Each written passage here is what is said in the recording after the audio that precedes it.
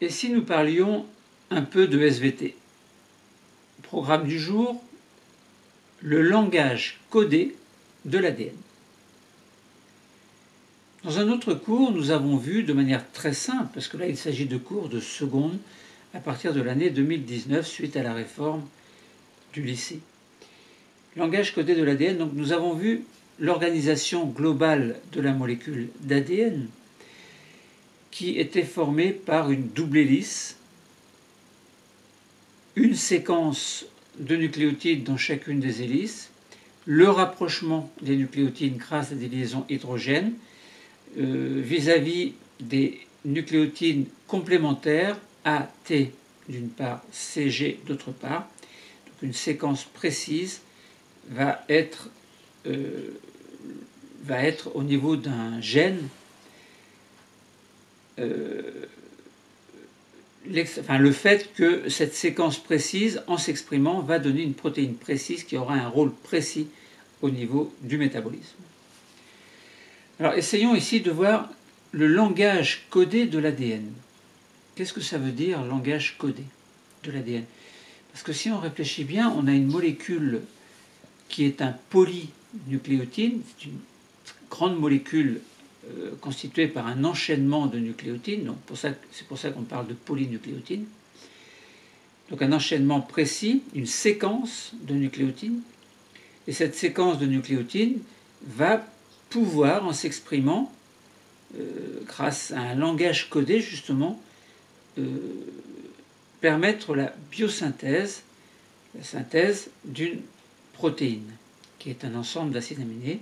Et la protéine aura une fonction précise, comme par exemple les protéines enzymatiques, qui peuvent avoir un rôle dans la digestion ou ailleurs.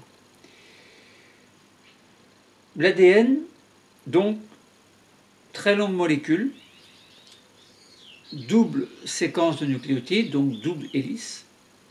C'est un support de l'information génétique et cela est une réalité, même si ce n'est pas toujours évident à se l'imaginer.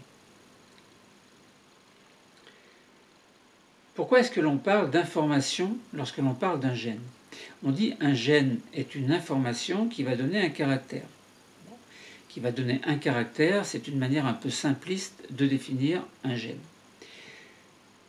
On pourrait plutôt dire qu'un gène, l'expression d'un gène, va donner quelque chose de concret qui va pouvoir jouer un rôle dans l'organisme, notamment au sein des réactions chimiques, c'est-à-dire au sein du métabolisme. Une réaction du métabolisme peut avoir besoin d'un apport extérieur pour que la réaction puisse se faire. Eh bien, cet apport extérieur peut être fourni par une enzyme qui est l'expression d'un gène. Une enzyme, c'est ce que l'on appelle un phénotype moléculaire.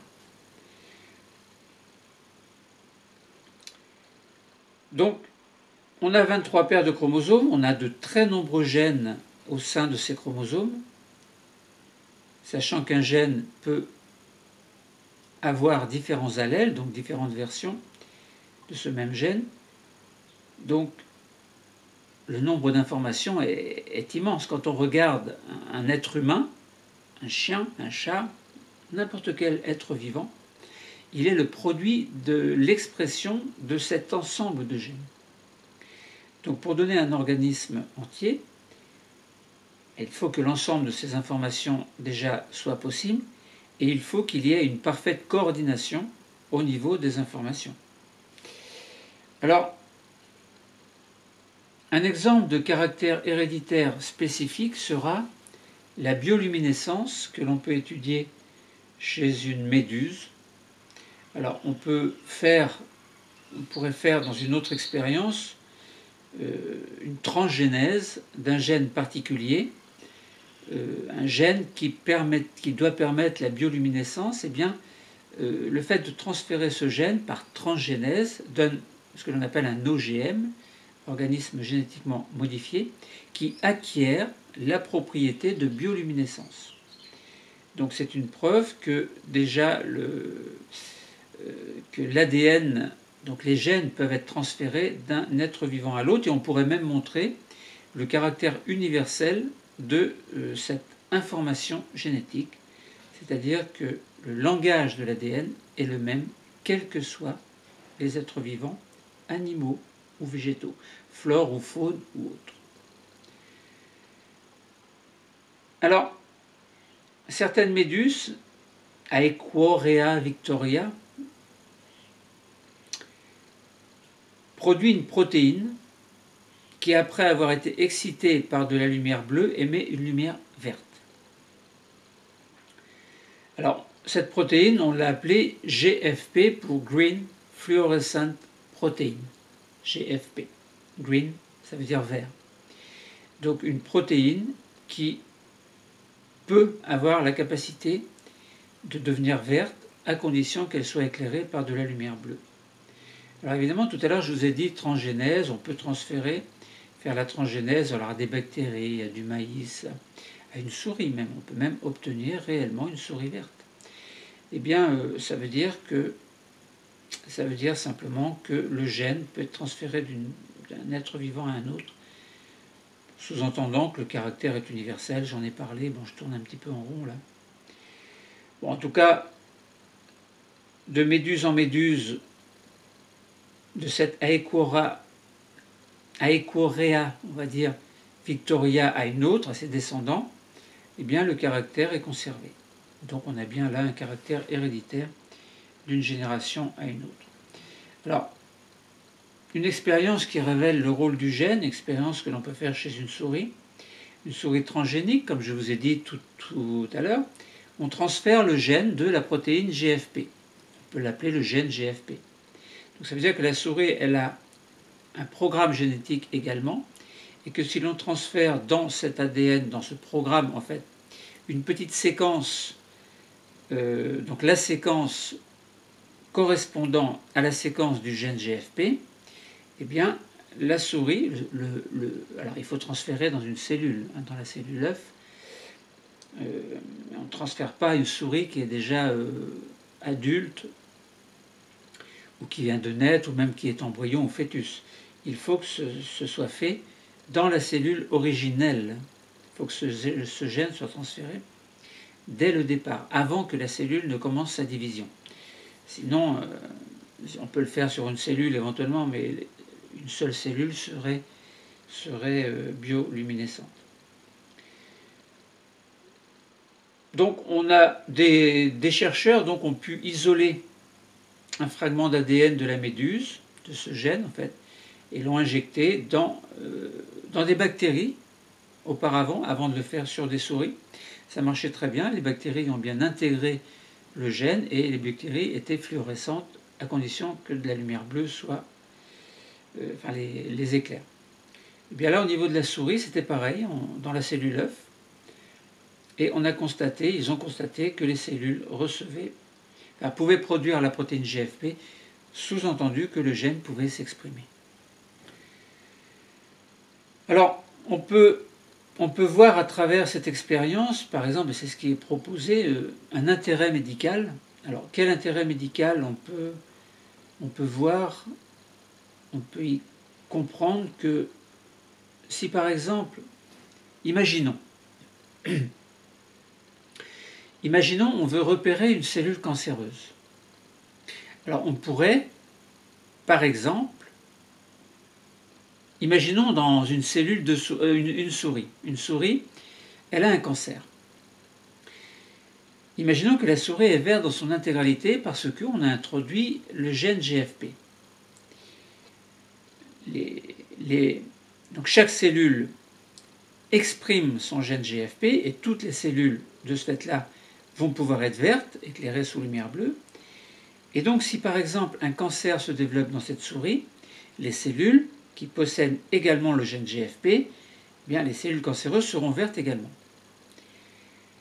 Mais imaginons qu'au niveau de cette souris qui est verte, on greffe des cellules cancéreuses provenant d'une souris, mais qui n'est pas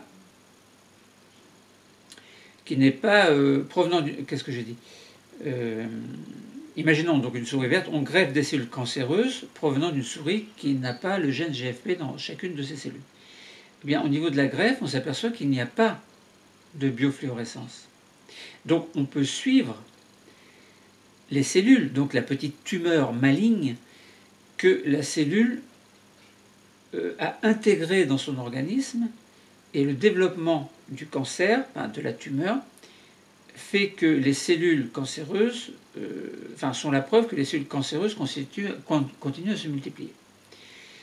Mais là, c'est pas très intéressant parce qu'on s'aperçoit simplement qu'il n'y a pas de biofluorescence sur les cellules qui ont été greffées, et c'est normal, puisque ces cellules ne contiennent pas le gène GFP. Maintenant, imaginons qu'on ait une souris normale et que l'on fasse l'inverse. Alors, souris normale, c'est-à-dire qu'il ne contient pas le gène GFP dans chacune de ces cellules. Enfin, la souris qui, dans chacune de ces cellules, ne contient pas le gène GFP. Imaginons qu'une cellule cancéreuse se développe, se forme. On ne peut pas la repérer. Mais si pour une raison ou pour une autre, on arrivait, c'est d'une façon ou d'une autre plutôt, on arrivait dans cette cellule cancéreuse à introduire le gène GFP, alors non seulement on pourrait suivre l'évolution de cette cellule, c'est-à-dire la suite des divisions cellulaires qu'elle ferait, et comme l'information génétique se transmet de manière héréditaire, on pourrait suivre l'ensemble des cellules qui formeraient une tumeur. Pourquoi ? Parce que, éclairée avec de la lumière bleue, cette tumeur deviendrait verte. Et là, on pourrait localiser précisément le cancer. Seulement, et puis l'éradiquer éventuellement, en enlevant la partie tumorale. Seulement, on ne peut pas localiser dans un organisme une seule cellule qui est cancéreuse. Par contre, on peut localiser une petite tumeur, une cellule une souris qui a commencé à développer une tumeur, et donc on peut raisonner au-delà, chez l'être humain, et dire, eh bien, si un cancer, on détecte un cancer à tel ou tel endroit, eh bien, on injecte éventuellement dans une cellule ou plusieurs le gène GFP, alors on pourrait suivre l'évolution de la tumeur. Bon. Application thérapeutique, c'est pas évident, c'est pas simple, mais il y a une belle base de réflexion et je vous invite à y réfléchir et à proposer vos idées. Donc une séquence de la molécule d'ADN, pour revenir à la structure, est une séquence bien précise. Alors, séquence parmi les 4 nucléotides, on peut avoir, alors je donne par exemple une séquence précise, GCAA, GCAAA, GA, etc., etc. Et on s'aperçoit qu'il y a des dizaines et des dizaines et des dizaines, voire des centaines de nucléotides constituant un gène. Bon, il y a des gènes qui sont plus petits que ça, évidemment. Bon, il n'y a pas que des grands gènes. Bon. Mais concernant la protéine GFP, il y a, alors j'ai pas compté, mais il y en a beaucoup. Bon, voilà ce que l'on pouvait dire sur un exemple de caractère héréditaire qui était la bioluminescence. À partir de l'état normal dans une méduse, on a pu extraire le gène, l'insérer dans une bactérie. La bactérie a acquis le caractère de bioluminescence. On a fait la même chose chez une souris. Ça a été une réussite. La souris a intégré le gène également. Ça a été fait sur du maïs également, donc ça veut dire que chez les végétaux c'est pareil. Et là on a mis en évidence donc, le caractère universel de l'expression d'un gène au sein d'une molécule d'ADN. Maintenant essayons de voir quelques exemples de messages génétiques. Alors on a un logiciel que l'on appelle Anagène, on peut utiliser GénieGène également, qui permettent de traiter des gènes, donc des messages génétiques. L'ADN s'affiche sous forme de séquences de lettres. Alors il n'y a pas la structure, tout ça, il y a juste simplement l'ordre des nucléotides, la séquence de nucléotides, par exemple ATCG, AATG, etc. Bon. Donc voilà à quoi ressemble ce logiciel. Voilà, il faut avoir son PC devant soi, il faut allumer, il faut ouvrir le logiciel, et puis on nous propose dans une banque de données différents gènes correspondant à différentes protéines, par exemple. Alors on peut étudier en détail une séquence d'ADN, on peut déterminer la longueur exacte et on peut faire des comparaisons entre différents gènes. Alors, les gènes sont des fragments d'une molécule d'ADN, on le sait. Ils sont répartis dans les chromosomes, on le sait aussi, il y a de très nombreux gènes. Et on peut présenter une localisation de 5 gènes qui interviennent dans les caractères fonctionnels de cellules spécialisées. Chaque gène peut ainsi être associé à une activité cellulaire bien précise. Donc on a une cellule, on prend une cellule qui a un noyau. Dans ce noyau, il y a les gènes, il y a les chromosomes, donc les gènes, c'est-à-dire de l'ADN, avec une séquence précise, et puis tout cela impose à la cellule un métabolisme, c'est-à-dire une activité cellulaire bien précise. Autrement dit, on prend l'exemple du chromosome numéro 3, on a un gène que l'on appelle RH-ADN. C'est sous cette forme-là, sous ce nom-là, que l'on va repérer le gène RH dans le logiciel Anagène. Donc il suffit d'ouvrir, il suffit de sélectionner en fait dans la banque de données ce gène RH-ADN. Il permet aux cellules de la rétine de produire un pigment photosensible que l'on appelle la rhodopsine. Alors on sait que au niveau des yeux, il y a des cellules photosensibles, des cônes, des bâtonnets, et qu'à l'intérieur, il y a des pigments. Donc cônes bâtonnets ne sont pas des pigments, attention, ce sont des cellules, j'ai bien dit cellules. Bon, ce sont des cellules photosensibles cônes bâtonnets. Alors attention, cônes bâtonnets, il n'y a que les cônes qui captent la lumière. Alors, il y a 4 types de cônes. Donc les cônes, 3 types de cônes, pardon, ils captent la lumière, alors bleue, rouge, verte, et les bâtonnets, eux, ont un autre rôle concernant la sensibilité à la lumière. Bon, bref, à l'intérieur donc de certaines de ces cellules, qui constituent la rétine en fait, il y a un pigment photosensible que l'on appelle la rhodopsine. Donc sur le chromosome numéro 3. Ensuite, sur le chromosome numéro 11, on peut, grâce à un gène, étudier le gène que l'on appelle HB-ADN. Il permet aux cellules sanguines de produire une globine que l'on appelle la bêta-globine. Alors rappelons que l'hémoglobine est une molécule qui sert à transporter le dioxygène dans les globules rouges, ces globules rouges étant intégrés dans le réseau sanguin. Sur ce même chromosome 11, il y a ce que l'on appelle TIR-ADN, qui est un gène utilisé par des cellules de la peau pour fabriquer une enzyme qui sera la tyrosinase. Et la tyrosinase est responsable d'une pigmentation, donc de la pigmentation. Donc du fait qu'elle va faire en sorte qu'un substrat soit transformé en produit, et sous l'action de cette tyrosinase, eh bien, la pigmentation de la peau sera possible car il y aura production d'un produit spécial.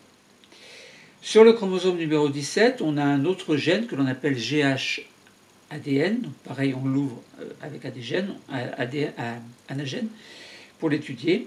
Et donc ce gène gouverne la synthèse d'une hormone de croissance par les cellules de l'hypophyse. Donc l'hypophyse, c'est une petite glande qui est située sous l'hypothalamus, quelque part dans le cerveau.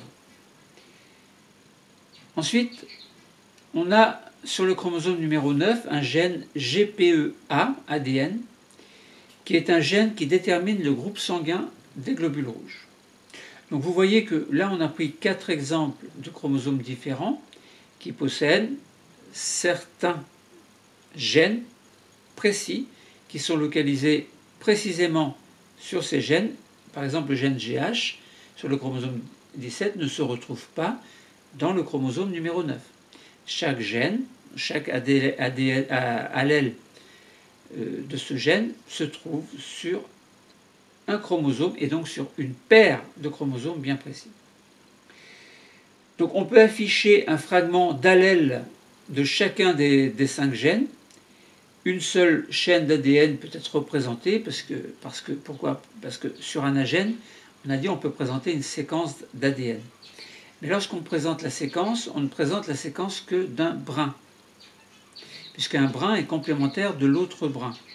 Les 2 brins sont complémentaires du fait que adénine et thymine sont complémentaires, c'est-à-dire se lient entre elles par des liaisons hydrogènes, et que C et G sont complémentaires, c'est-à-dire se lient également par des liaisons hydrogènes. Bon, donc on prend un seul brin et on peut l'afficher sur le logiciel Anagène. Et puis on s'amuse à regarder, à comparer les gènes entre eux. Et si on regarde bien, on s'aperçoit que aucun des 5 gènes n'a la même séquence.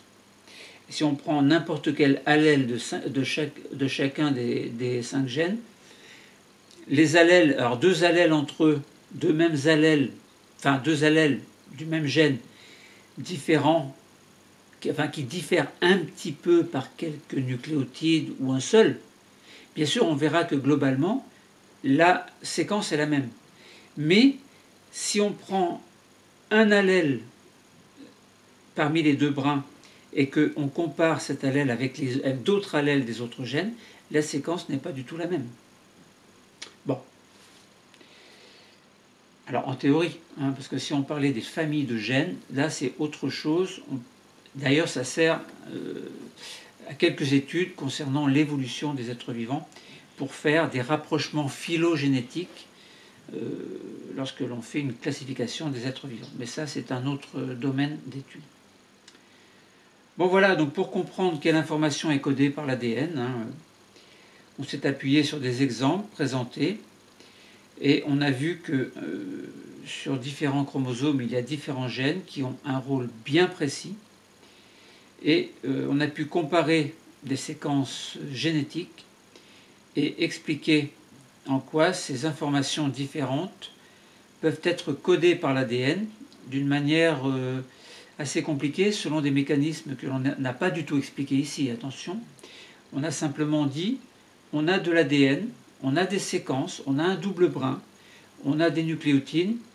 Eh bien, on a juste vu la séquence d'un brin d'ADN, on a comparé avec entre plusieurs gènes, mais on n'a pas donné les mécanismes qui font qu'à partir d'une molécule correspondant à un gène, on a obtenu une protéine.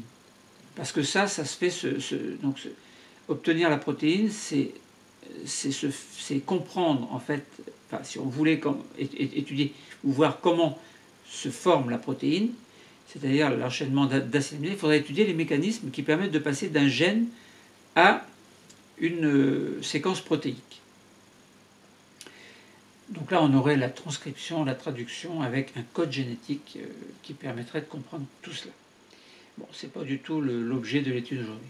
Bon, pour résumer, et nous allons arrêter, le langage codé de l'ADN, on a vu que c'est un langage plus ou moins universel, qu'un gène, par exemple d'une méduse, gène GFP, qui va donner une protéine, ce gène peut être transféré dans différentes espèces, animales ou végétales, même chez des prokaryotes tels que des bactéries. Et ces autres êtres vivants acquièrent le même caractère. Donc ça veut dire qu'on peut, par transgénèse, on peut transférer un gène d'un être vivant à un autre et faire des choses qui sont quelquefois très étonnantes. Des exemples de messages, on a vu qu'on a pris l'exemple de 4 chromosomes qui possédaient chacun, on a pris dans ces 4 chromosomes un seul exemple d'un gène précis. On a vu le rôle de chacun de ces exemples et on a vu que grâce au logiciel Anagène, on a pu comparer la séquence des différents allèles de ces gènes. Ainsi, on a répondu au problème.